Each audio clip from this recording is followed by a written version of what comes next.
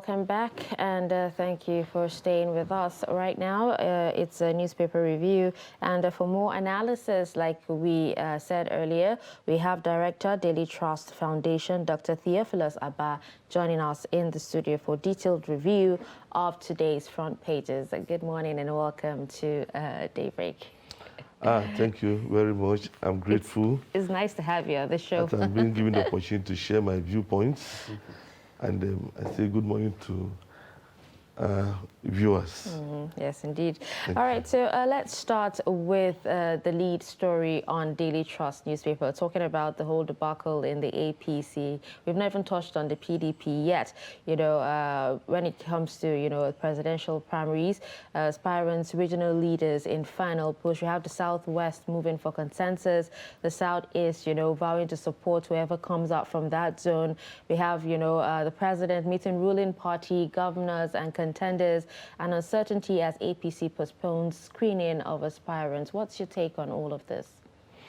Well, I think these days are quite important to Nigerians because whatever happens between now and, let's say, early June will be very crucial to determine the leadership of the country for another 4 years and maybe another 8 years.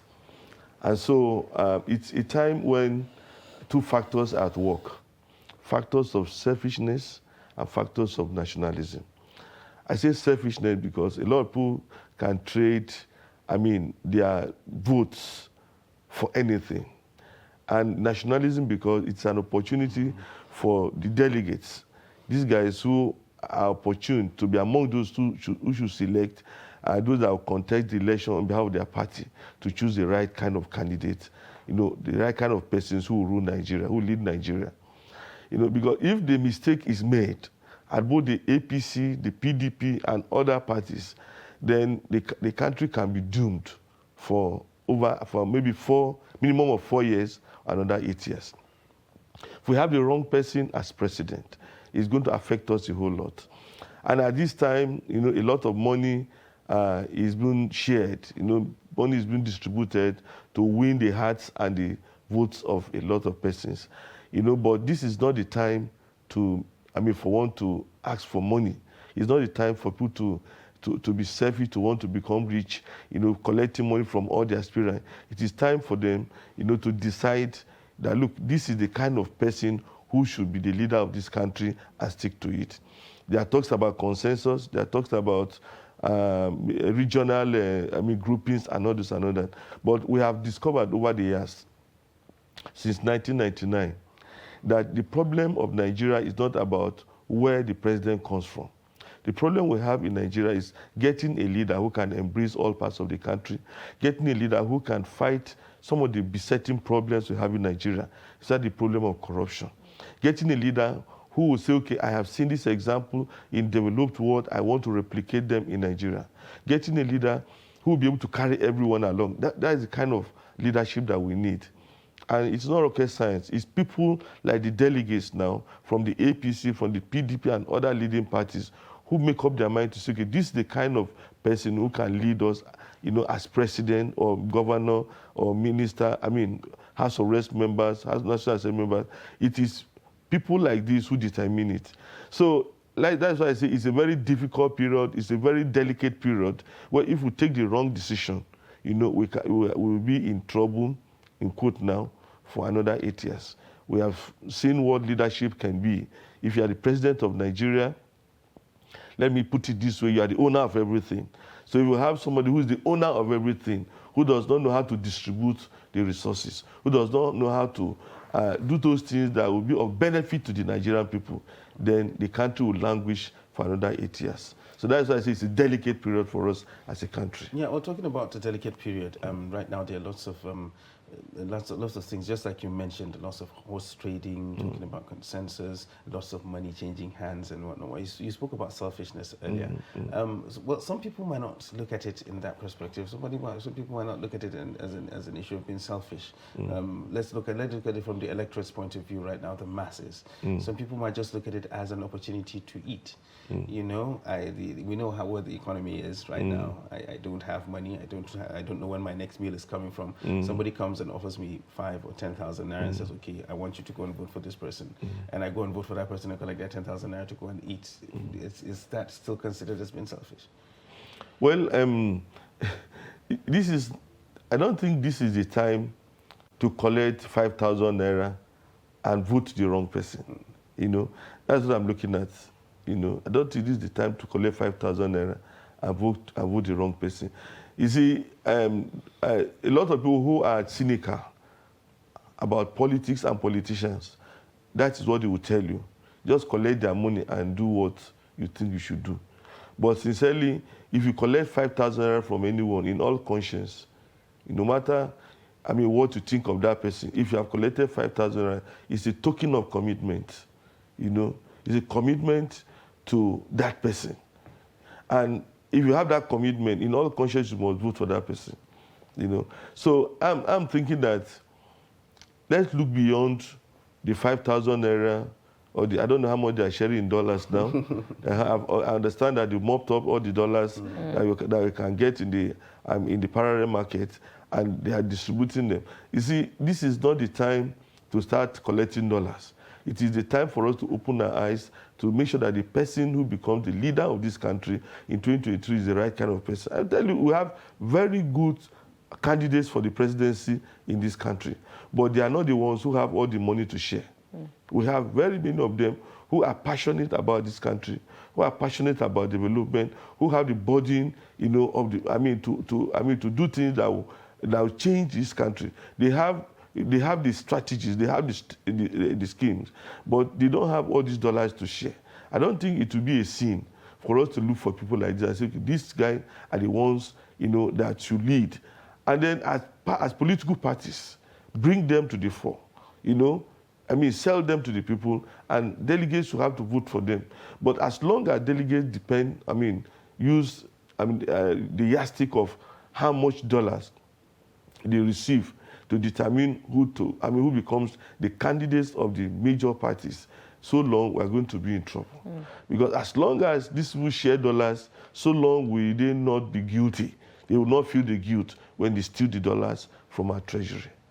Okay, so right now we've seen, some parties extend, a deadline for their primaries, extend the primaries, and INEC is coming out to say that, there are dire consequences. What other consequences do you think, there are to the extension of these deadlines? Well, there could be consequences, and some of them may not be palatable. For instance, if the deadline were to be on a certain date, and you don't submit the list of your candidates, on that date, INEC could say you don't have a candidate in the election.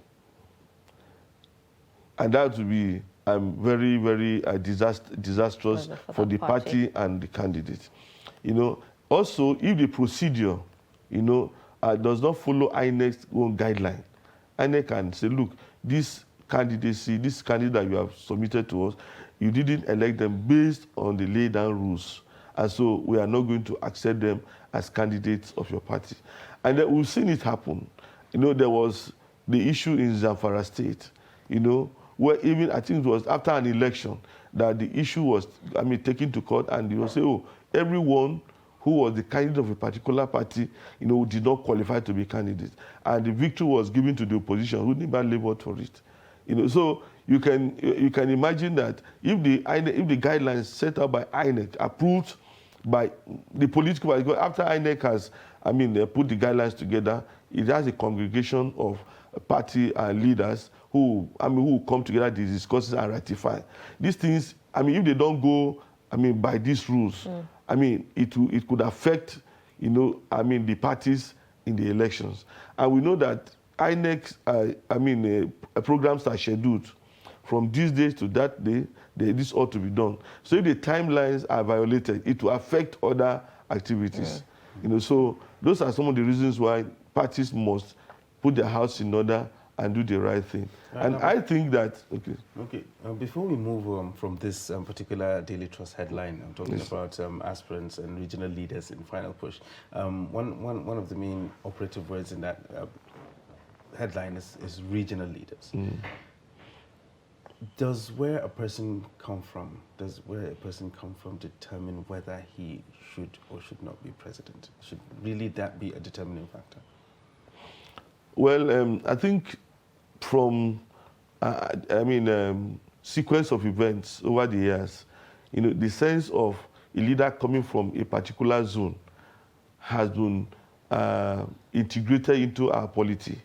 From 1999 to 2003, 2007, there has been this word zoning, and 2023 will be the first time that zoning is diluted, in the sense that PDP will come out to say everyone is ready, is qualified to contest, and APC is speaking, in tongues about it. There is no zoning, there is zoning, and all this and all that. So I think this is the first time that is happening. But your question tends to point to, you see, we need a national leader. We need a president who can carry everyone along. We don't need a president who will say, okay, I came from so and so section of the country, and I'll prioritize that section of the country in terms of development, in terms of appointment. We don't need that kind of president. Because one of the reasons, this is hypothetical now, one of the reasons why you see a lot of looting is because some persons tend to run with the idea that this is our own time, which means it's our own time to steal, it's our own time to use all the opportunities that we have, and that means that a time will come when it will not be our own time. And we have come to a point of realization that this idea of it is our own time is one of the reasons why this country is where it is today. Why people will loot the treasury and tend to say, well, it is my own time, my own part of the country is the one running the country, so let us use this as an opportunity to accumulate so much for ourselves and for our families, not for our people. Because we have discovered that for as many as have looted, they did not loot on behalf of their people. The people who come from their villages or communities don't benefit. It is only they and their families. It is when they want to be pushed to that position where they can loot that they need to talk about people. But at the end of it, when they loot, they don't return the loot to their people. They keep it within their families and the circle of friends. So, like your question, tries to pretend, we need a national leader. So the issue of regional leaders meeting for final push is a carryover from the previous thinking, mentality, that look, somebody from our own part of the country must be given that exalted seat, must be given that golden prize, so that we can have access to the treasury. That is not the best for the country. Okay. Now, while the APC is, postponing its primaries, you have the opposition party, the PDP, holding, their primaries for the House of Reps and also House of Assembly, but with a lot of drama, clashes, and a lot of things, going on. Like, according to The Nation, there are a few highlights talking about party member being killed in Bayelsa, Ondo House Minority Leader Oduagon's daughter losing, Lagos ESCO kicks against list, factional elections in Edo, aggrieved members staying away in Akwa Ibom, process stalled in Imo Plateau, consensus is in Enugu, Sokoto and Jigawa, hitches in Plateau Rivers, gunmen abducting delegates in Osun, a Fayoshe's son, getting reps ticket, and so much more. What do you think about, everything happening here? Well, this is what we call power struggle. Those are elements of the struggle for power.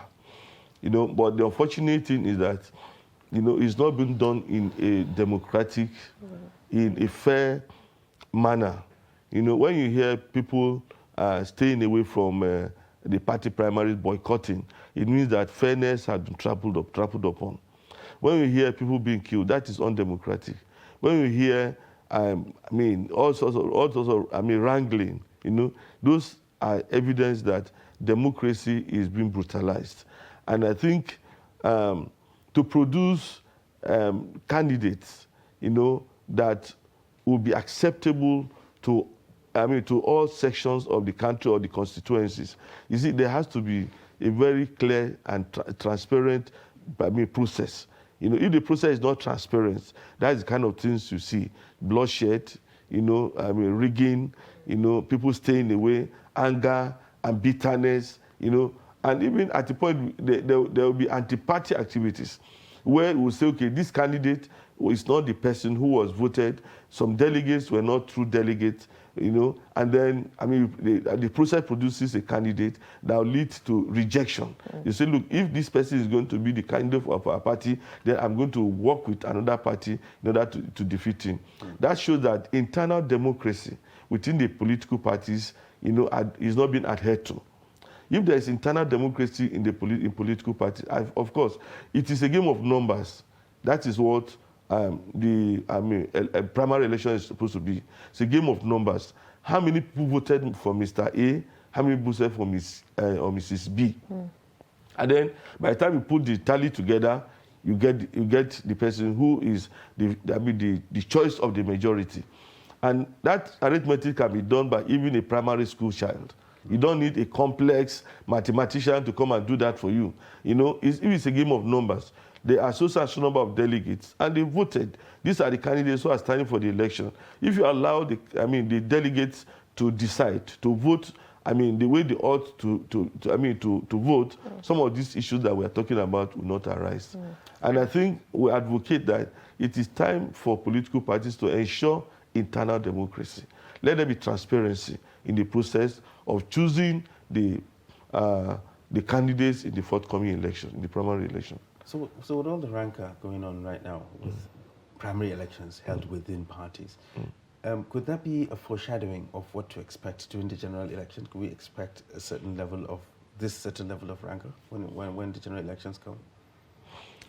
Well, it's not the ideal, but unfortunately, it shows that our politicians are not ready, for a free and fair process, and I fear that, you try to point to, this could be what we expect when the general elections come.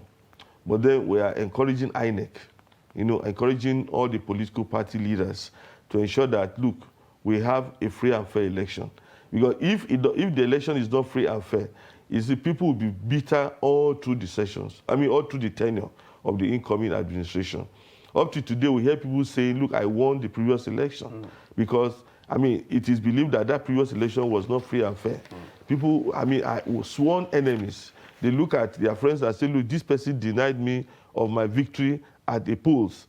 I remember, there is this senator I visited. I visited him 2 times. And I was shocked, at the way he was talking about an election he lost. He said, Theophilus, look at the papers. Look at the results. Look at how they canceled the results. Look at how they denied me. I won this election. I won this election. It was given to the other person. I see it was fraud. These people were giving money. Even when I went to the tribunal, they paid them money and they turned this thing against me. The first time he mentioned it. The next time I went to his house again, he still had those papers on his table. He was showing them to me. You see, this injustice. I said, this is over 3 years now. This guy ought to have overcome it. But then, you see, that is what happens when an election is not free and fair. When there's injustice, the bitterness can last longer than you can imagine. And so, encouraging INEC and party leaders, especially the political party leaders, to ensure that the elections are free and fair, to ensure justice, to ensure equity, to ensure transparency in the process. Okay, now still talking about, elections and, insecurity, and politics. Now, there's a story of, on page 6 of Daily Trust that says, despite 10 million naira reward on culprits, IPOB vows to kill more Anambra lawmakers. And according to the story, a lawmaker was actually killed. His body was dumped and his head was actually cut off. And there was a note attached, that reads, everywhere you go, you cannot hide anywhere. We will go after you one by one because soldiers and police are no longer, our problem. And, the state in particular has actually been, marred by killings and arson, in recent times. What's your take on what's happening in Anambra and in the East in general? Well, it's quite unfortunate that all these things are happening in in Anambra State. And of course, not only in Anambra State, we know that all over many parts of the country we have this insecurity, which is a threat to the 2023 elections. But from the perspective of somebody who has covered insecurity in this country over the years, from that perspective, it's very clear, that we should not think that all the killings have been done by IPOB. Because this is a very tough period where political killings could actually be conducted or be done in the name of IPOB. Because if you have opposition to somebody's political ambition, and you have a body like IPOB operating in that environment, there could be killings done, by thugs who belong to a competitor, and then, they have the cover of IPOB, which is very, very dangerous. So what I'm advocating is that, you see, security agencies should go beyond this stereotype to say, oh, it's IPOB that did it, and so that's the end of the story. There could be other things, there could be other factors, there could be other guys operating, who are not IPOB members. Because these are high-profile political leaders. And he's not the first person who, a high-profile political who has been killed in the Southeast. These killings are taking place. You go to a local government secretariat, which is sacked, maybe destroyed. And previously, we know that IPOB has been attacking security agencies, police stations, and others. But they have migrated from doing that to attacking politicians. So when you see this happening, at a time when election is approaching, you should put on your thinking cap to say that this may not be just IPOB. This may be other political talks using IPOB as a kind of cover. Now, it is time for the people in the Southeast, to come together and say, look, we cannot accommodate this thing in our territory. Because we discovered that, the people in the Southeast, are not speaking up the way they ought to speak up. Maybe they are afraid. But I think that if they speak up, if they come together and say, look, we cannot endure these people in this society, in this part of the country, that it is impossible for IPOB to have their way. If the people rise up against IPOB and say, look, we don't want what you are doing, even they will kill a few persons, but they will be able to kill everybody. So I'm feeling that, look, it is time for the political parties, it's time for the leadership in that state, both traditional and political leadership, to come up and say, look, we cannot endure IPOB, we don't want IPOB, and then and do away with them. Because if we don't rise against IPOB, if we accommodate IPOB, they will continue to do things that are worse than what we have seen. So I'm thinking that these killings may be politically motivated, not based on IPOB agitations. Okay. And so there has to be thorough investigation to know whether or not it is IPOB that is doing it. For you to say, oh, police are no longer our problem, you're actually trying to terrorize people. If IPOB were to face police, if we had deployed enough security men to the Southeast to say, look, nip this thing in the bud, and they will be able to handle it. But maybe the number of security operatives that are there are not enough. It's not enough to deal with the situation, and that's why they're having this kind of opportunity to do such evil. All right, so the current security situation, while we're still on security and talking about elections as well, the current security situation in the country, do you think that poses a danger to the conduct of elections come 2023? We've heard INEC come to sing the song that security is not an issue, elections will hold, but what we're seeing right now in different parts of the country, do you think it poses a danger to the conduct of elections if things continue like this? Well, we have discovered that in several parts of the country, there are different kinds of security challenges. For instance, in 2015, before the elections, there were a lot of security challenges, yet elections held. I remember in Borno State, people voted in IDP camps. So I think as long as it is about the numbers, it's the number of persons who voted that will be counted. So the danger I see is that perhaps in some parts of the country, the electoral activities could be disrupted. You know, electoral officers could be attacked. You know, and so if those things happen, the people from those parts of the country will be at a disadvantage because their votes will no longer be counted. You know, if you look at the sequence of elections over the years, you discover that because of insecurity, like in 2019, the number of Nigerians who voted were just 23 million.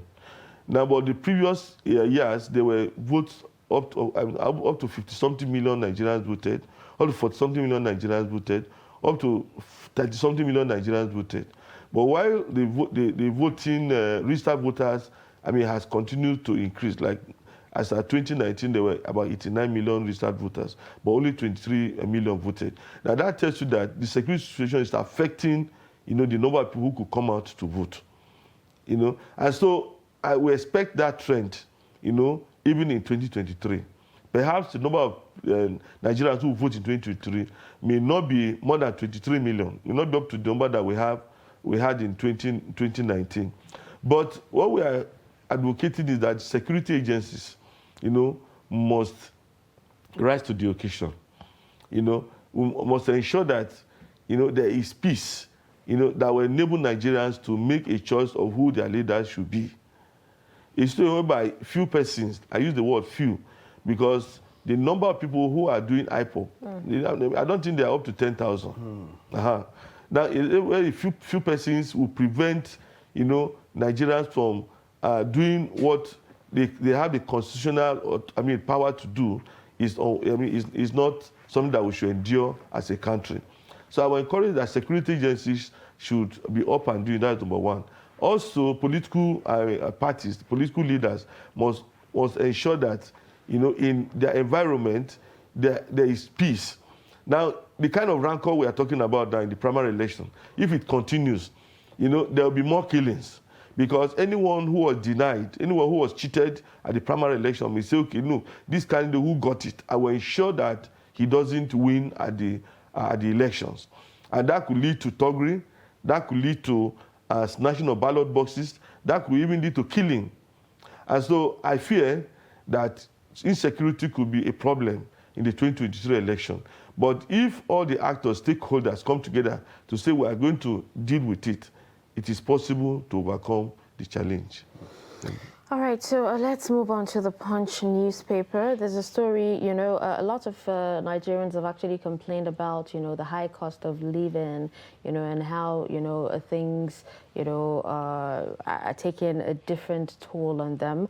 But then we have previously, let's say telecom companies have actually said they're going to charge an extra 40% just to keep up with, services. And right now we're seeing that subscribers are kicking as federal government has actually slammed 90 billion naira new tax on phone calls.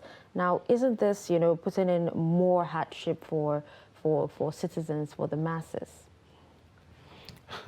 Of course, it's very obvious that if we have to pay more for phone calls, it will drain our purse, it will drain our resources. It's very unfortunate that when government lacks money, when government needs money, the next thing to do is to tax the people. The people, because the majority of Nigerians, have telephones and they have to make calls, they have to talk to their loved ones. The user. So it is another burden on the people. And the unfortunate aspect of this burden is that, the earning power, Nigerians are not earning more. Salaries are not increased. And even those who do business, it's not like, customers, are patronizing them so much, because when people don't have money to eat, when people don't have money to meet their basic needs, they don't go into other things, other expenses. So it's very unfortunate that is happening. I don't know, I've not read the story. I don't know if the new tax, let me put it that way, the new tax is what is leading the telecoms operators to increase to want to increase their percentage. tariff. I don't know if that is it. But because I know that right now, when you make calls, there's an inbuilt tax that you pay to government. There's an inbuilt tax that you pay to government when you make calls. So additional burden is quite unfortunate because Nigerians are already overstretched. Some of these telecom companies are saying that the cost of doing business is actually high because there's no electricity. They have to provide alternative electricity. Diesel now is quite expensive. They have to buy diesel. Everything else has increased. And for them to actually break, because they're in business, they need to make a profit. So for them to be able to do that, they need to increase price. That is the argument. So can we not look at it from their own perspective? Well, it is the same problem that almost all industries in Nigeria, are facing. All industries are facing this same problem. And I sympathize with telecom operators because they have to run on generators 24 hours. And in some parts of the country, they face insecurity. Their facilities are being damaged and things like that. Now, from the perspective of the ordinary Nigerian, if my income does not increase and everybody is increasing their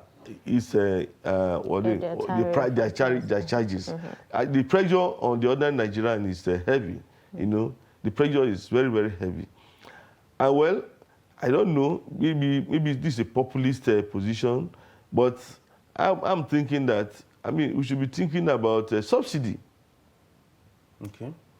If there could be subsidy, I don't know, because the pressure on the ordinary Nigerian is too much. What we pay for utilities is too high. If you go to electricity, there was a report recently that the NAREC approved a tariff increase on electricity. And I discovered that was close to the truth, because what I used to pay for electricity in my house, which would take me maybe 1 month, in 2 weeks, it's gone. And my children start calling me, Daddy, there's no more. And I just have to go and look for the money to recharge. So these increases are happening all over. And unfortunately, Nigerians are not earning more. Nigerians are not earning more. Because, apart from those who are engaged in business, and even if you engage in business, are you really making that profit that will enable you to pick all these bills? I know a woman who owns a supermarket, and she was complaining. She said, look, I buy these things for maybe 1,000 naira today. I said, okay, I will sell it at 1,001 to make profit. I sell it at 1,001. I return to the market, the price becomes 1,002. So the profit that she thought she has made is already swept away. And then she needs to add more money. And then she buys it as 1,002 to sell at maybe 1,003. By the time she returns to the market, it's another 1,004. So even those who are into business, so the economy, maybe we should migrate to that. You see, the monetary policy is not helping us. The CBN is supposed to control inflation. But as far as I see, the inflation is a free fall. I don't think it is being controlled at any level. And if you look at the fiscal policies, you see production is not increasing. So you see there are no jobs.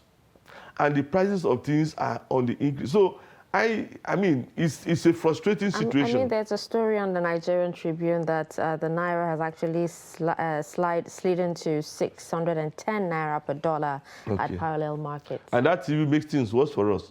Because most of those who have to import have to go to the parallel market to buy their dollars. So they will pass the new burden to us who are the consumers. When they import at 610 to $1, they will not sell it to us at the price. At the rate they sold when they imported at maybe 580. So there is a free fall, and it's quite unfortunate. As a country, it's like nothing is being controlled. Unfortunately, it's like there's no control. It's like everything is on autopilot. Things are being done. Things are haphazardly handled, like there's no leadership. Unfortunately, that is the impression that I get. And that is not good for any country. In many countries, even countries that are facing a kind of war situation, there's a measure of control. If there is no control, there is subsidy. you know.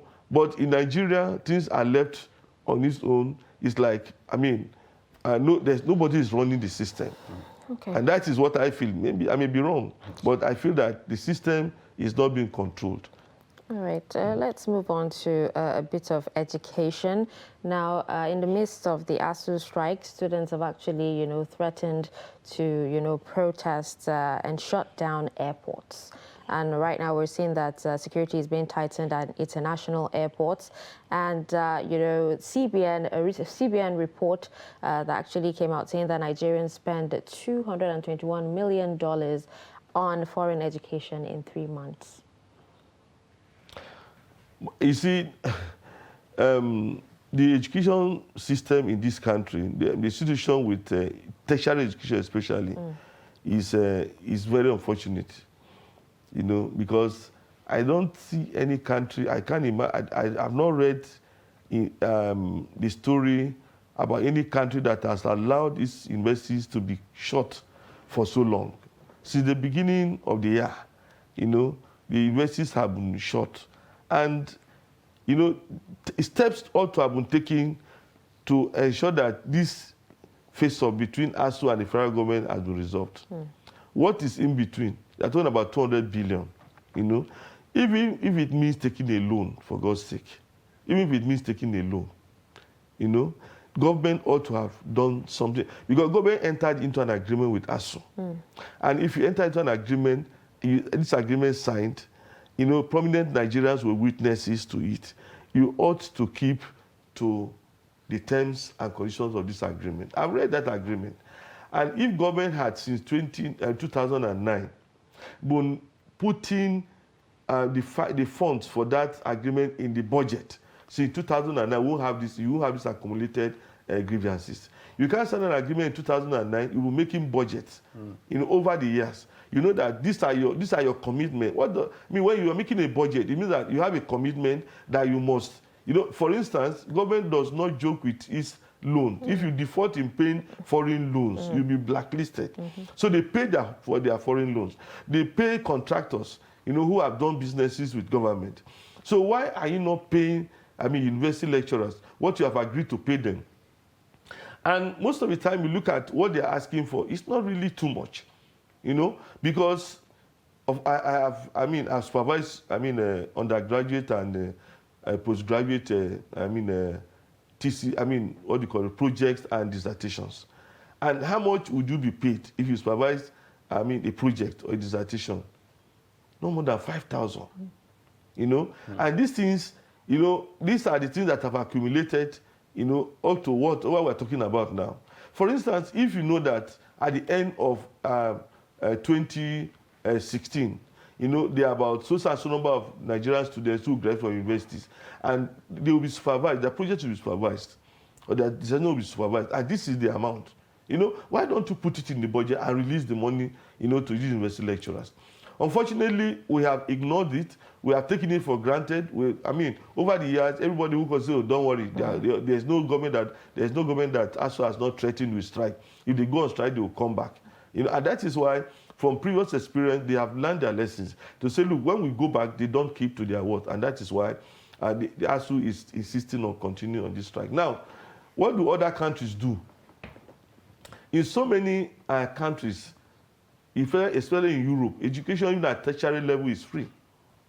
If you go to some parts of Europe, if you are a citizen, you go to school, primary school to the university, you don't pay anything. In Norway, for instance, the oil money is kept for the future. Students, at all levels, they don't pay. Now, these countries, you see, they pay their lecturers, even though students don't pay school fees. You understand? In Nigeria, students still pay school fees, and yet these lecturers are not being paid. Why are Nigerians taking their children abroad for studies? It is because there is a predictable calendar. There's consistency in the calendar. If a child goes to school in UK or in any part of Europe, he knows that this is when he or she will start her program, and this is when he or she will end. And because of that, Nigerians are even more comfortable with that. They say, look, let her go, let him go. I will know that in 4 years, in 3 years, in 5 years, I mean, he or she will complete and will return, maybe even stay back. And Nigerians are spending so much money. What you earn in Nigeria, you now have to take it abroad because the system in this country is not reliable. Look, I mean, there are private universities who are trying to bridge the gap, you know, but even though they are trying, you know, but they are not earning enough money to be able to run the system as good as foreign universities are running the system. You know, for instance, I mean, when students apply for admission into universities, most times they take public universities. So the private universities are now have to struggle to say, okay, we need more, we need more, we need more students, and they don't have enough to run the administration to pay their bills. If not, the private universities are actually, I mean, taking over from public universities. But what I'm advocating is this. You see, government signed an agreement, even if it means taking a loan from UNESCO, I mean, from World Bank, from IMF, from wherever. UNESCO doesn't give loans, I'm sorry. Even if it means taking a loan, even if it means taking a grant, even if it means converting part of, what do you call it, TED fund, you know, allocations, you know, to pay these salaries, you know, to pay these allowances, it should be done. And then ensure that these things are built into the annual budget of Nigeria. If you don't do so, the ASU will not trust you any longer. Even if you say, oh, yeah, go back, we are going to, they'll say, no, we are not going back until you make this payment. Okay. All right. I think with this, we've come to the end of the newspaper review. Thank you so much, Dr. Theophilus.